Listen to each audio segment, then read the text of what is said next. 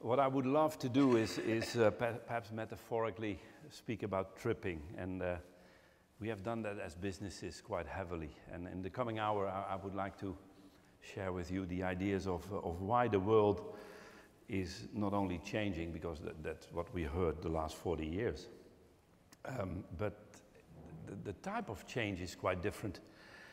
I was listening to a guy called Sloterdijk, a very Dutch name, but he happens to be a German. And he was on Dutch television. Now, normally I turn it off.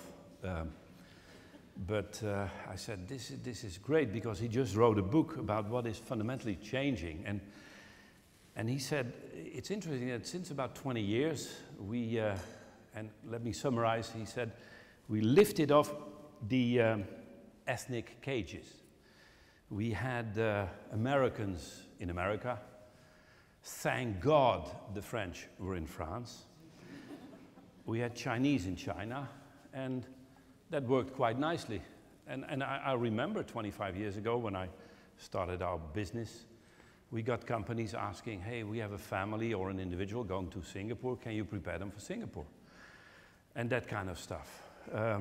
And we hardly get that request, because very much like Sloterdijk is saying, we now get people going to Singapore managing a multicultural team.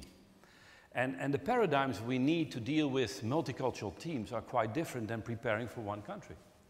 And I'm sure you have noticed that too.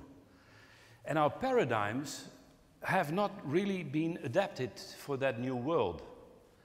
Let's take leadership thinking, and I'll focus a bit on leadership. There was a time that leaders were described by Warren Bennis and Ken Blanchard, these type of people. Don't forget, 95% of the books on leadership were written by Americans, because 4% of the world lived there. And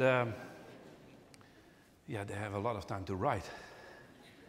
And obviously with Bush, they had a lot of case studies. And it's kind of interesting, because if you read one book on French leadership by a French guy, there's only one book on leadership by the French, because the French first think and then write. And that it's all about where was the guy, mostly guys, raised in Paris. Oh, that's a good start. And did they go to the École Polytechnique? Second good start. And etc. And you read those books, you say, yeah, typically France. And then you read a book on Chinese leadership, and it's all about yin, yang, Tao, Fao, Mao. And you say, yeah, I can relate to that. But now, can I ask you, which book, if you have a multicultural team where Americans work with Chinese, with Japanese, with Nigerians, what book will you ask them to read? The American book, the Chinese book, the French book? The problem with most of the stuff we write, it is very culturally biased. You remember the competence that was very important for leaders 5 years ago in America? It was courage. You remember? A leader had courage. Now, I was by accident reading the book called The Biggest Idiots of Human Mankind, and it summarized 30 big idiots. And they had one thing in common, and it was courage. Yeah? The problem was they didn't combine it with caution. Yeah?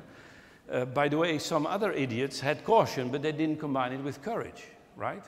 Because courage without caution is you're a complete idiot, and caution without courage, you're a coward, and both don't work.